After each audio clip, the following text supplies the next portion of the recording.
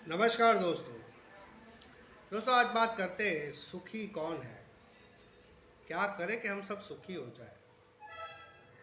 जगत में हम सबको ऐसा लगता है कि सारी सुख सुविधाएं हम पा लेंगे, उसके बाद सुखी हो जाएंगे। नौकरी लगेगी तब हम सुख से जी पाएंगे, शादी होगी तब सुखी हो जाएंगे, या फिर हमारा 2 BHK से 3 BHK होगा तब सुखी हो जाएंगे। लेकिन ये सिर्फ तैयारी है। जीवन भर हम तैयारी करते हैं लेकिन सुखी कभी नहीं होते और ना कभी हो पाएंगे। सुखी होने का जितनी भी कोशिश करो, दुखी हो जाते हैं, क्योंकि सुख कभी समृद्धि से आता नहीं, पैसों से भी आता नहीं। हाँ, सुख ऐसा लगता है कि थोड़े टाइम के लिए मिला है, लेकिन बाद में उसी से दुख मिलता है। गाड़ी से खुशी होती है, फिर उसी गाड़ी से दुख भी होता है।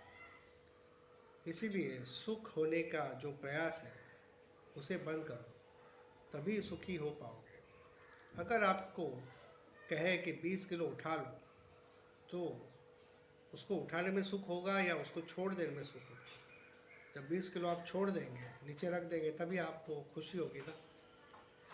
इसीलिए जगत में सुख केवल एक भ्रम है। बाहर से कभी सुख मिला ही नहीं और ना कभी मिलेगा। सुख उसी को ही मिलता है जो ध्यान करता है, मेडिटेशन करता है, अपने भीतर जाता है। क्योंकि अपने भीतर ही जाएगा तब पता चलेगा। मन अलग है, वो अलग है।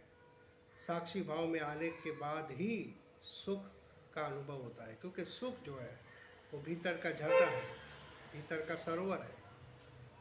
तो खुद में डुबकी लगाओ। बाकी आप जिंदगी भर भागते रहोगे तो उससे कुछ होगा नहीं।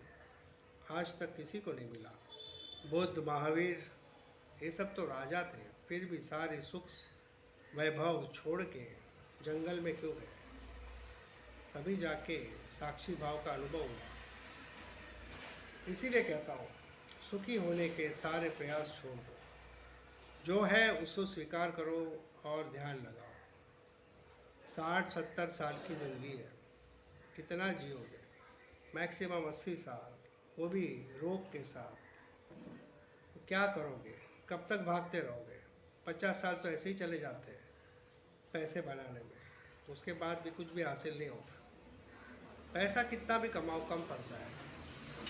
अडानी अंबानी को देख लो, अभी भी पैसे के पीछे ही भाग रहे हैं, क्योंकि अब मजबूरी हो गई है।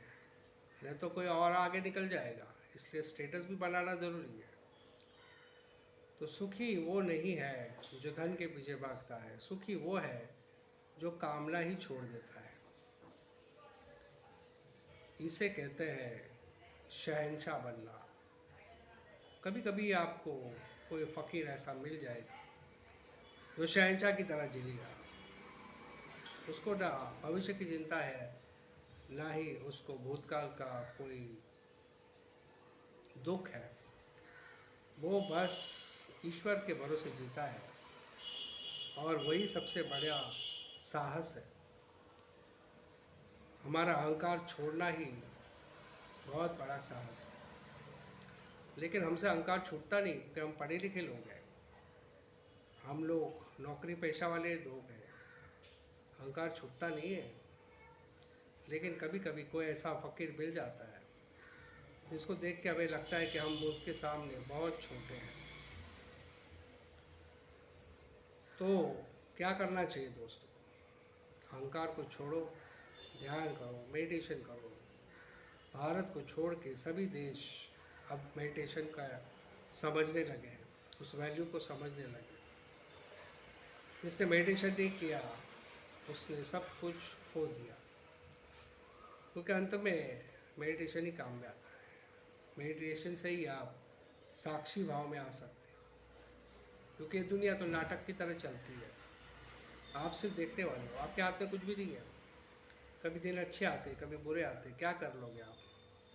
आप अपनी मर्जी से अपने शरीर का एक बाल भी नहीं उगा सकते। आपके बाल ना चाहते हुए भी सफ़ेद हो जाते हैं। आपने क्या उखाड़ लिया? कुछ कर पाए? नहीं कर पाए। आपका शरीर भी आपका साथ नहीं देता। ना चाहते हुए भी सर्दी जुकाम हो जाता है। क्या कर लिया आपने? आप उसको रोक नहीं सकते। तो इसीलिए जो ओरिजिनल आपका स्वरूप है उसको जानने की कोशिश कीजिए, मेडिटेशन कीजिए। आज की वीडियो में इतना ही। वीडियो अच्छा लगे तो लाइक और सब्सक्राइब करना मत भूलिएगा। जय हिंद।